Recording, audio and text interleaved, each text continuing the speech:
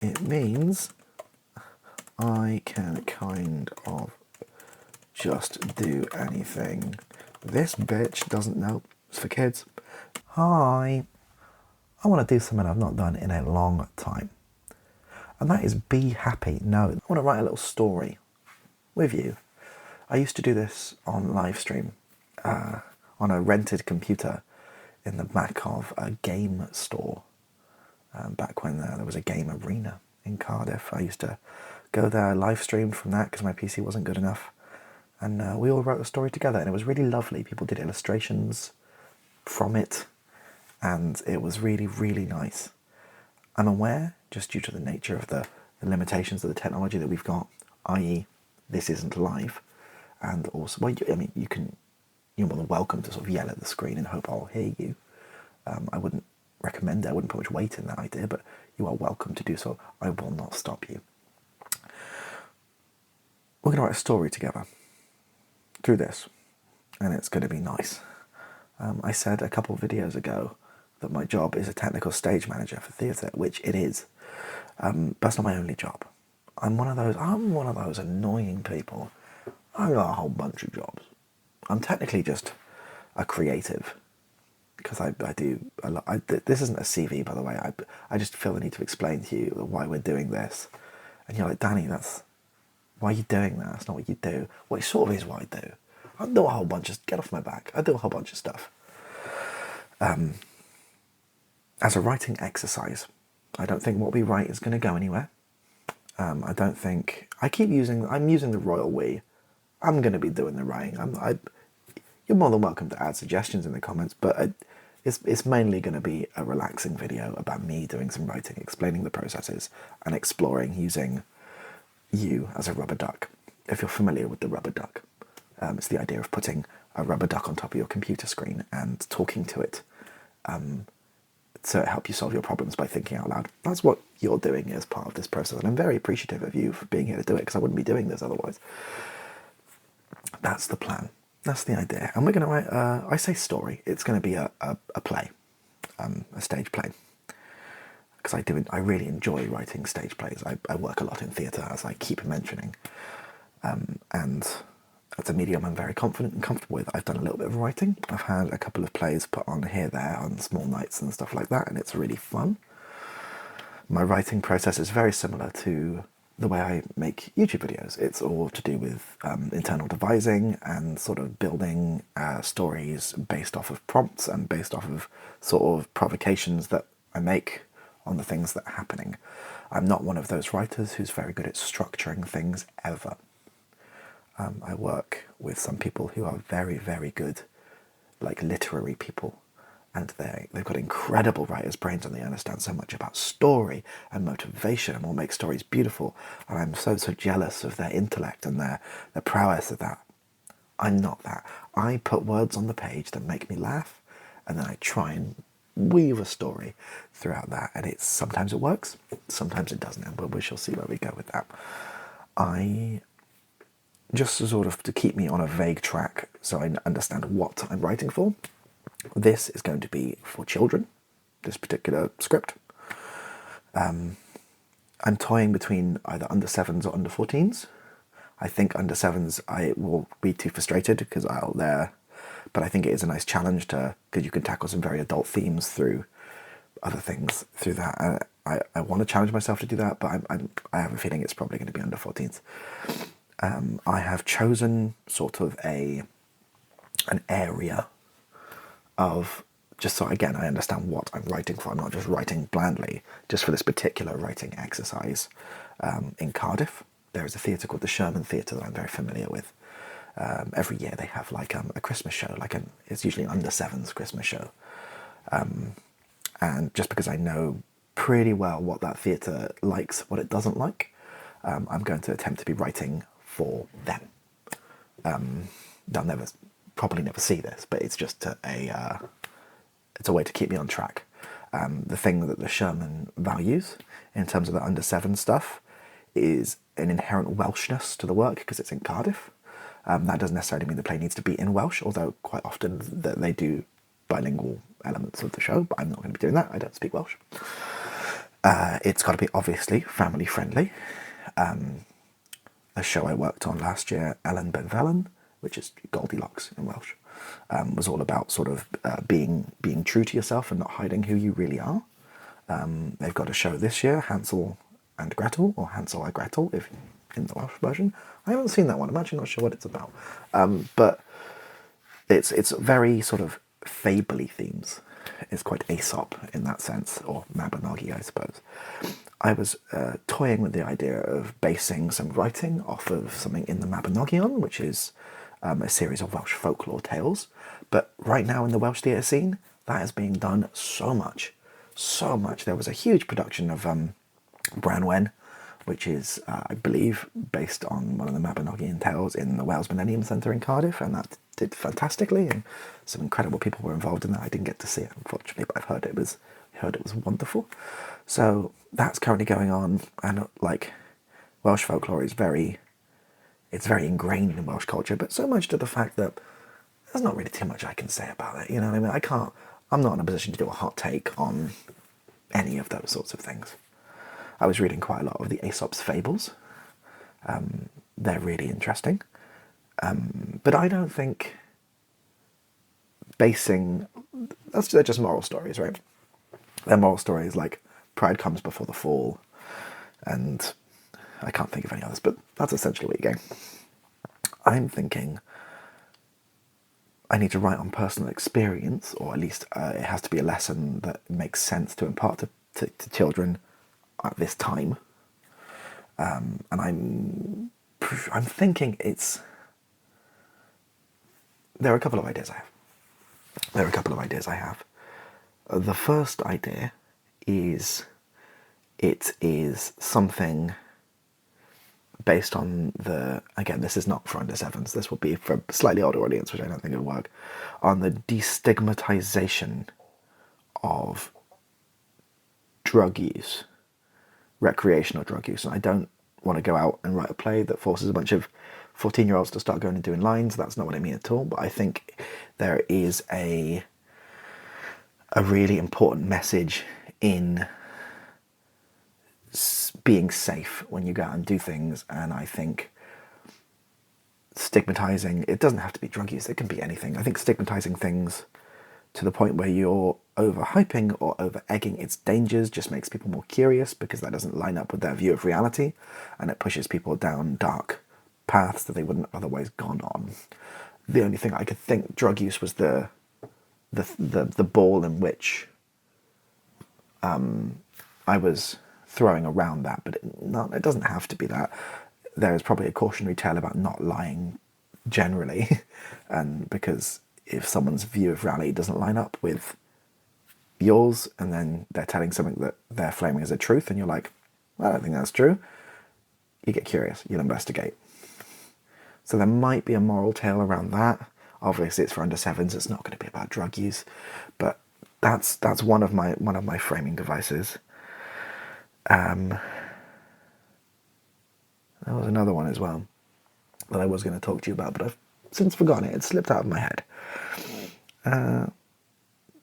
So we'll go on this framing device for now, because that's the only one I can talk about. But it might change, and I think we might write to a point in which it doesn't make sense to write anymore. But like, I need to put this idea to bed or think about it. I worked with a couple of wonderful theatre practitioners by the name of Flossie and Boo in Cardiff, who are two incredible people who make work primarily for families and younger audiences. And I did a workshop with them a while ago, and they, sorry, I'm making sure this is still recording, and we played a little game. It's mainly based on improv, but you can apply it to learning, called Make It Quick, Make It Shit. The idea was do something, you just make it quick, make it shit, it's there. That was the...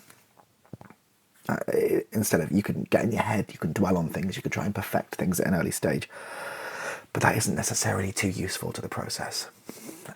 So this is a make it quick, make it shit draft of some writing. That's kind of what this is going to be. So we're not expecting perfection, we're not even really expecting it to make sense.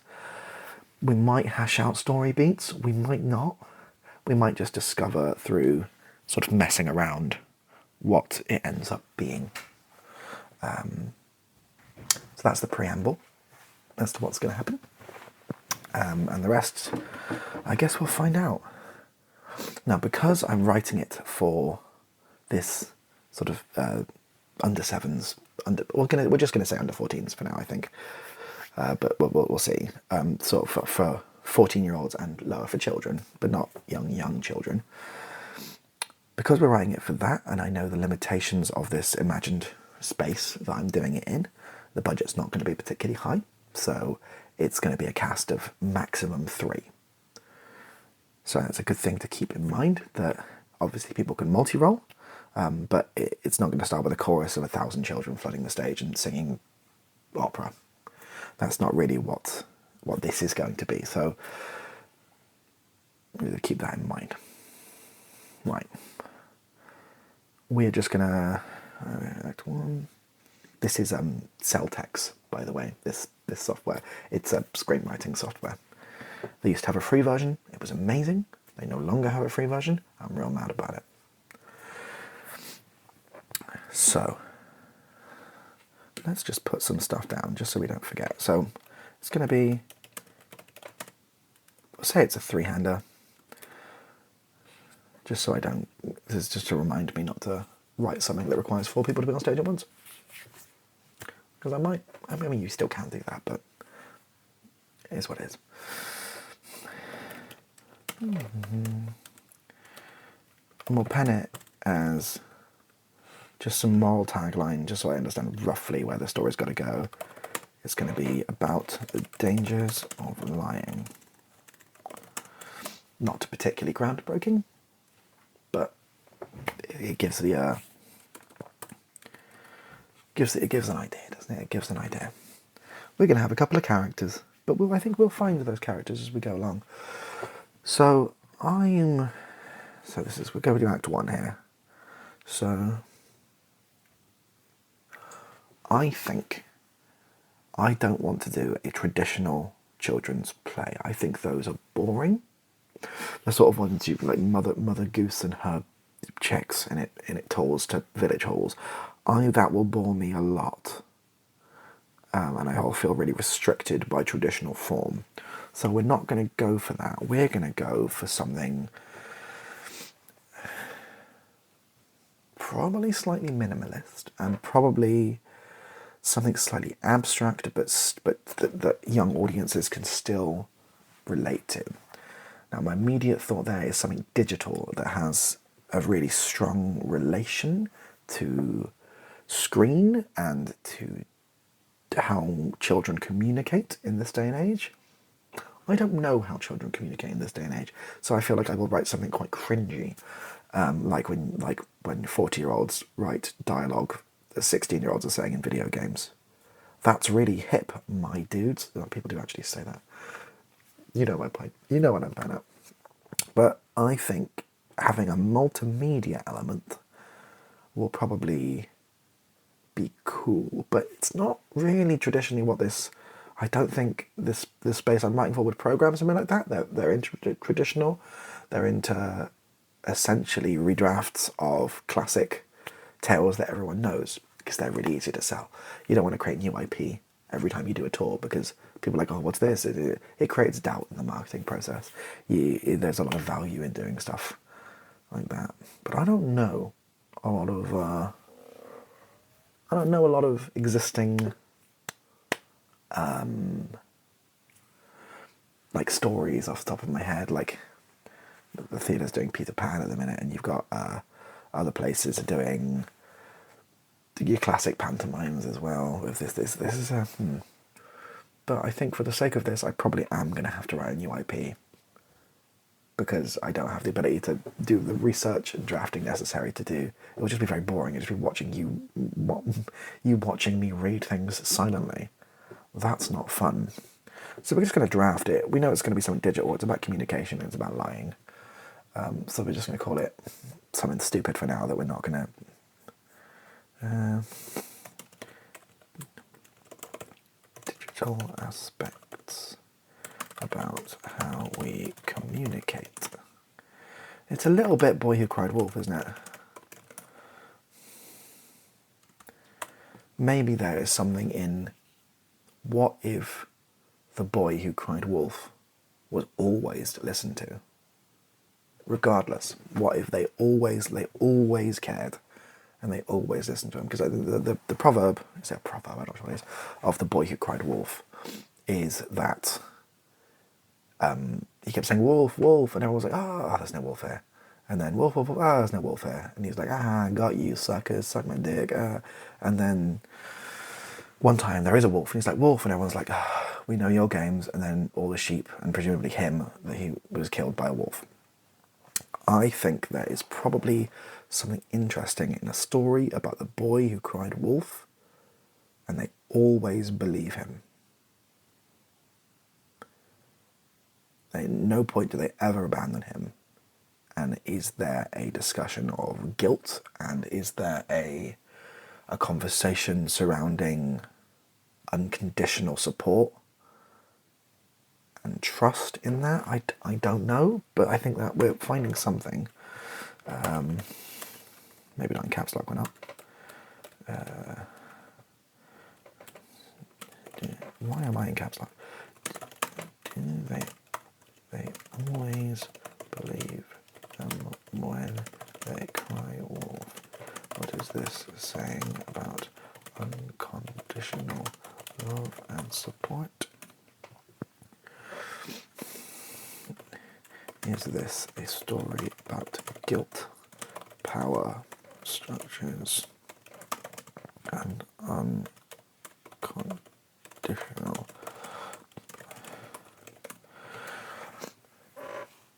It might be.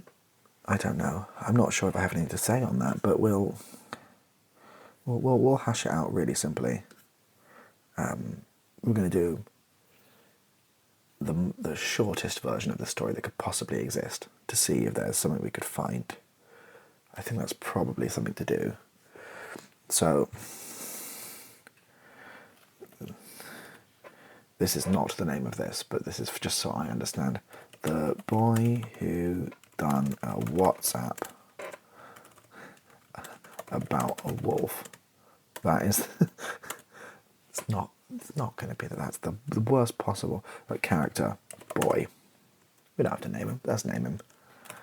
Little Timmy Richards.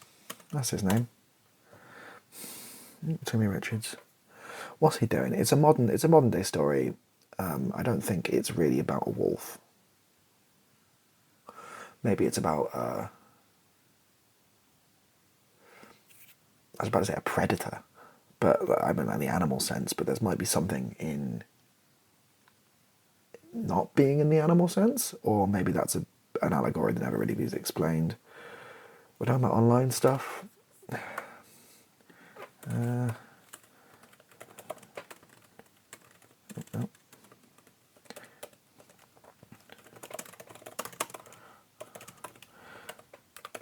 We're sort of finding something here. Little Timmy Richards. I mean, I hate the most plays that start with the character doing exposition about what's happening as the first line, but there's not really much else we can do to avoid that. This particular writing exercise, I've already forgotten. Make it quick, make it shit. Why am I trying to perfect this? Little Timmy Richards, boy, gee golly, I do love this internet connection. It allows me unrestricted to talk to anyone in the whole wide world.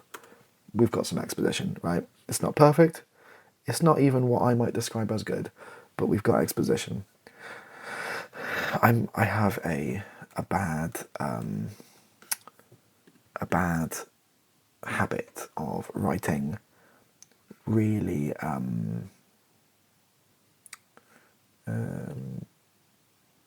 stage direction heavy, which some people love and some people fucking hate. Sorry, I feel like it helps me write and understand, but sometimes before publish I might remove all the stage directions to give it, but like for me, Mum walks into, or to LTR, because I can't bother to write Little Timmy Richards every time, LTR's bedroom. She is doing the washing up. It's something very funny about someone walking into someone's room whilst doing the washing up. What's that? I heard you say that. No, that's mental. Oh, it's high end already. So I heard you say that whilst I was doing this washing up. Boy, no, she can't also say boy gee golly. That's insane. What do you mean, unrestricted? It means I can kind of just do anything. This bitch doesn't know. It's for kids.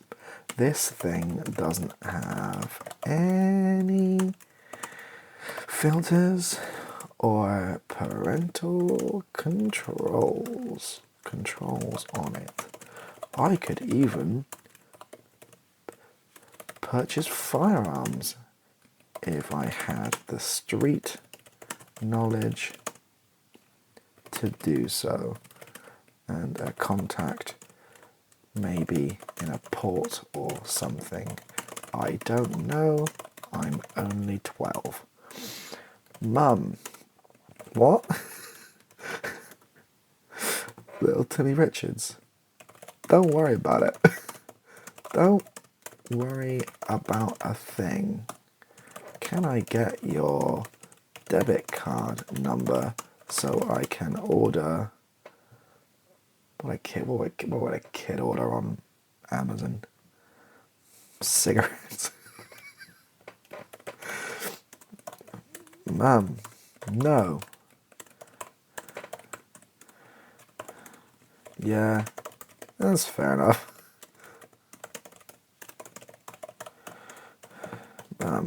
Hey, I don't want to be a bore here, but I suspect that maybe, just maybe, you having unrestricted access to the internet is probably a bad thing. Little Timmy Richards. Yeah. Yeah, probably. Yeah, I'm gonna go. Yeah, I'm going downstairs to finish the washing up. Peace out. I don't know why. My mum says peace out when she leaves home, but she does.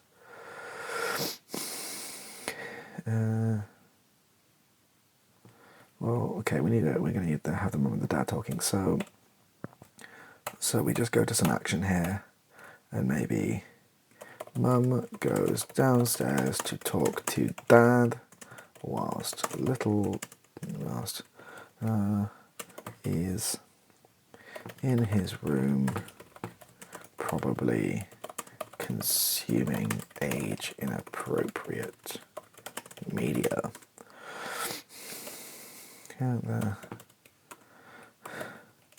Oh, son is mental. Dad. Yeah, he's fucking he's crazy. Aren't we bad parents, Dad? Almost definitely. That's not how you spell definitely, but it doesn't matter. Almost definitely. I reckon we are some of the worst. I carry a lot of guilt about this. Same here. Do we need to check on... she's not going to call him Little Timmy Richards, is she? She's going to call him, like, Timothy. Timothy's internet access. Why? Because I think he is... What did I say earlier? What did he say he was doing? So I think he is attempting to order cigarettes off of Amazon. No, he's not. How can you be so sure? This writing is so one-dimensional. I'm kind of loving it. How can you be so sure? Well, because if he was, I'd smell the smoke. If he was, I'd notice my giant stash of lighters go missing. Yes, why do you have 300 lighters in the front room? Don't ask questions. This is so dumb. Maybe we won't make them too antagonistic. That's why do you have 300 lighters in the front room? Science. Alright then. And we're going to do some foreshadowing. Hey, listen, just maybe don't worry about it. I think it's all going to be okay. And then we switch back to... We follow back to LTR. There's like a lighting state change, is probably what I mean, but... Hey.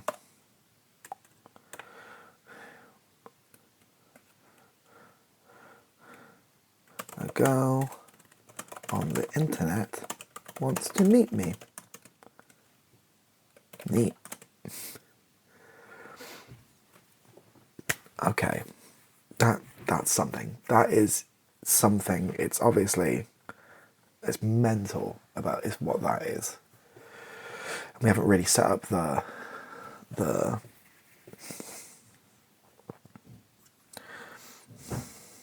I haven't really set up anything, but I think what we've got here is a framework, me writing insane dialogue that will definitely change. We've got a clear frame, which we didn't have at the start, which is three-hander, kid, mum, dad, easy. And we've got a clear problem, which is this kid has unrestricted internet access and is clearly very adventurous about what they're going to do with it. We also have the provocation of the parents not being particularly worried about that, and also apparently insane. I don't know why. We have a naive child who, obviously to any outside audience, that's probably not a girl that wants to meet on the internet. That's like something awful is happening there. I'm not sure that's too awful for this age range, but yeah, we've not really explored what this is yet. And I think we need to introduce later on the idea that there is this unconditional, like, that little Timmy tells his parents, like, he cries wolf, and they believe him, and he keeps doing it, and they believe him, and they keep allowing him to do it. That's probably there's a message in that.